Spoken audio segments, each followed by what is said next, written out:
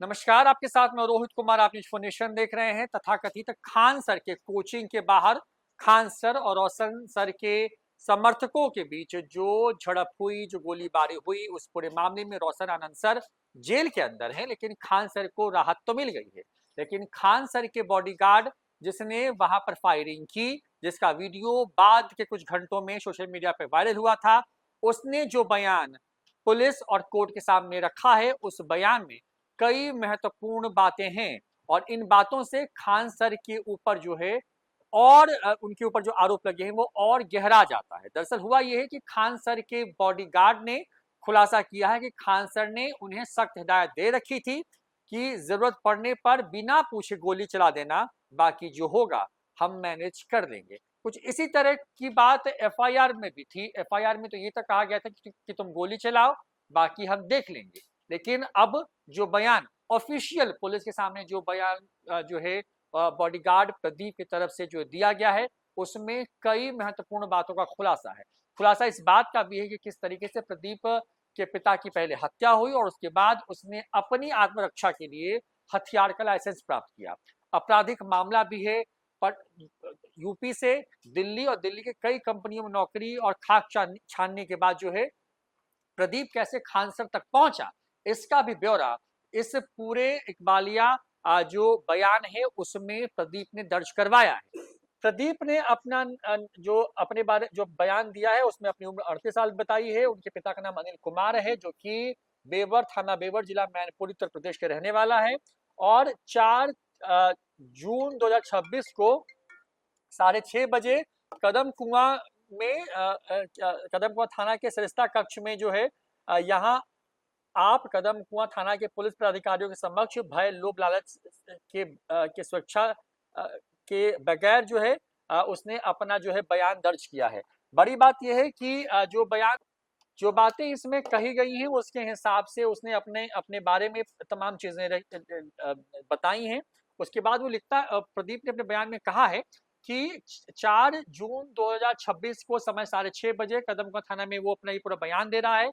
उसके बाद वो आगे कहता है कि परिवार का मैं अकेला सदस्य हूं और 2011 में आपसी वर्चस्व के कारण मेरे पिताजी की हत्या गांव के लोगों के द्वारा कर दी गई थी। मेरे ऊपर भी जाने का खतरा हुआ था।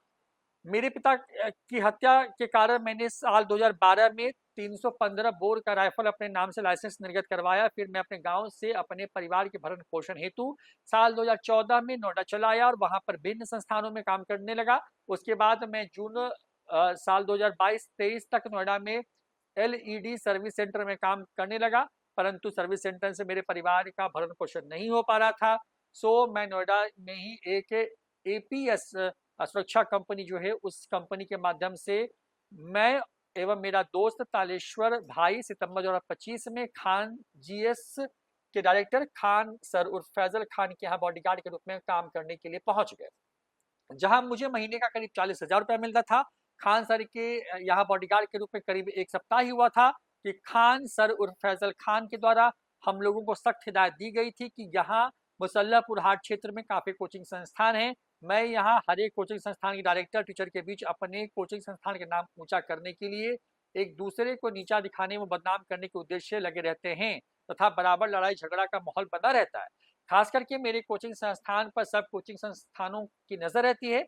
जो आप लोगों मेरे तरफ से आप लोगों को मेरे तरफ से खुली छूट है कि जब कभी किसी तरह की लड़ाई झगड़ा होगा तो तुरंत फायरिंग कर देना, क्योंकि आप दोनों को इसी उद्देश्य से बॉडीगार्ड के रूप में लाया गया है। इसके आगे प्रदीप कहता है कि ये भी बताया गया कि खान सर के द्वारा कि हम दोनों बॉडीगार्ड को बोला जाता था कि तुम मेरे बारे में जान ही रहे हो, मैं पूरे भारत में कितना मशहूर हूँ और मेरी जान पहचान कितने नेता अभिनेताओं से है, तो जो जरूरत पड़ने पर गोली चलाने से कभी झुकना नहीं। उसमें वो आगे कहता है कि आगे तो जरूरत पड़ने पर कभी गोली चलाने से कभी झुकना नहीं है। ये भी कहता है कि जो कुछ होगा हम सभी जगह से मैनेज कर लेंगे। खान सर की इस बात से हम दोनों बॉडीगार्ड का काफी हौसला बढ़ गया एवं खान सर के काफी बड़े लोगों से जान पहचान होने का विश्वास मुझे था ही, तो हम दोनों बॉडीगार्ड का काफी मन बढ़ गया। इस घटना के 4-5 दिन पहले ही खान सर और फैजल खान के द्वारा ही हम दोनों बॉडीगार्ड को आगाह कर दिया गया था कि इधर बिहार पुलिस का रिजल्ट आया जिसमें खान जीएस एकेडमी के चयनित लोगों को सम्मानित किया जाएगा। जो अंदेशा है कि कुछ कोचिंग संस्थानों द्वारा छात्रों के द्वारा उपद्रव किया जाएगा। जो आप दोनों बॉडीगार्ड एक्शन मोड में रहना, जब कभी कुछ ऐसा अनहोनी दिखाई दे तो तुरंत बिना सोचे समझे फायरिंग कर देना। और ऐसा ही हुआ कि दिनांक 2 यानी कि 2 तारीख को जून महीने की 2 तारीख को जो है समय 10:30 बजे रात्रि में कुछ लोग जो है खान ग्लोबल एकेडमी के समीप आए और गेट पर तैनात सुरक्षा गार्ड की धुनाधुन जो है मार पिटाई कर उसे जख्मी कर दिया और बैनर को तोड़फोड़ कर दिया। इतना देखते ही खान सर फैजल खान एवं उनके अन्य सहकर्मी ने हम दोनों को आदेश देते हुए कहा कि तुम दोनों देख क्या रहे हो, जो हाथ में राइफल शो के लिए रखे हो भीड़ पर अविलंब फायर करो। खान सर के इस आदेश पर हम दोनों गार्ड आवेश में आकर के अपने राइफल से 2-2 राउंड फायरिंग कर दिए। बाद में हम दोनों बॉडीगार्ड के राइफल से गोली फायर करने का वीडियो वायरल हो गया।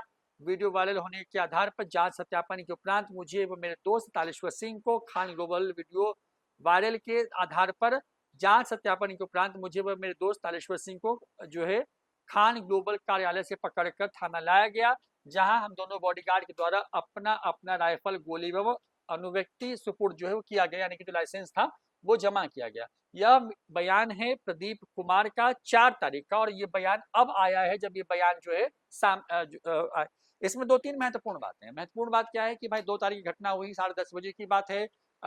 2 गुट आपस में भिड़ते हैं। बॉडीगार्ड प्रदीप के हिसाब से कुछ लोग खान ग्लोबल स्टडीज के गेट पर पहुंचते हैं, वहां के जो बॉडीगार्ड्स थे उसको पीटने लगते हैं।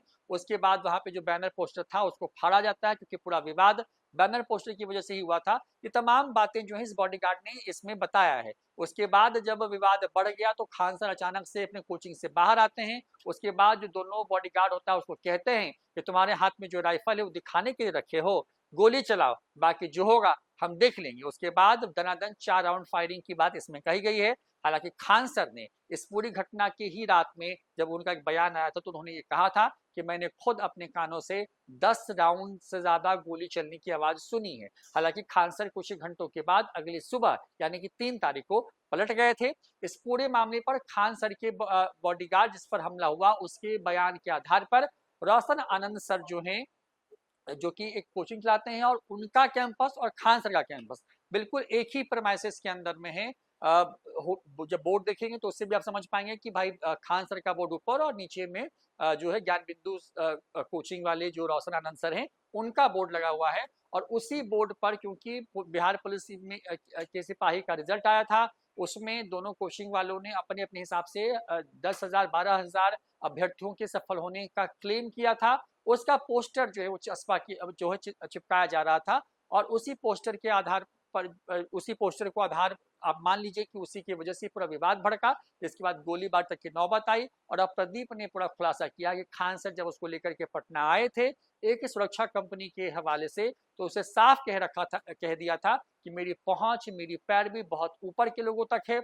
ऐसे में कभी भी माहौल बिगड़े तो बिना सोचे समझे गोली चला देना, बाकी जो होगा हम मैनेज कर लेंगे। इसके पहले भी जो एफआईआर हुई थी खान सर पर, उस एफआईआर को जब हमने आप तक जब वो खबर हमने आप तक पहुंचाई थी, उसमें खान सर ने बजाबते ये कहा था, बॉडीगार्ड जो दूसरा बॉडीगार्ड है तालेश्वर उसके हिसाब से हवाले से, कि खान सर ने ये कहा था कि तुम गोली चलाओ, बाकी जो होगा हम देख लेंगे। यानी कि जिस मामले को शायद शांत किया जा सकता था, उस मामले में खान सर ने जानबूझ करके गोली चला करके उस इलाके में वर्चस्व कायम करने की कोशिश की, और इसी के बाद ये पूरा विवाद जो है इतना बढ़ गया। हालांकि खान सर के लिए राहत वाली बात यह है कि खान सर की गिरफ्तारी पर फिलहाल सिविल कोर्ट ने फौरी तौर पर रोक लगा रखी है, अगली सुनवाई तक के लिए केस डायरी मंगवा ली है। दूसरी तरफ खान सर के लोग जो है वो पहुंचे हैं पटना हाईकोर्ट, जहां पर इस पूरे एफआईआर को जो कि खान सर के खिलाफ हुआ है उस एफआईआर को निरस्त करने की मांग की जा रही है।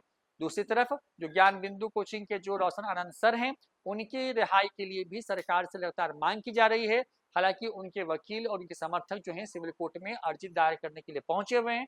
फैसला क्या आएगा ये भी आपको आगे बताएंगे, लेकिन फिलहाल यही है कि 2 बड़े कोचिंग संचालक जो हैं वो आपस में भिड़ गए हैं, और खान सर के बॉडीगार्ड प्रदीप ने जो बयान दिया है उसमें यही है कि डे 1 से खान सर ने अपने बॉडीगार्डों को ये कह रखा था कि कभी भी कुछ भी हो तो तुम गोली चला देना, बाकी जो होगा हम देख लेंगे। फिलहाल इतना ही, आप देखते रहिए न्यूज़4 नेशन। नमस्कार।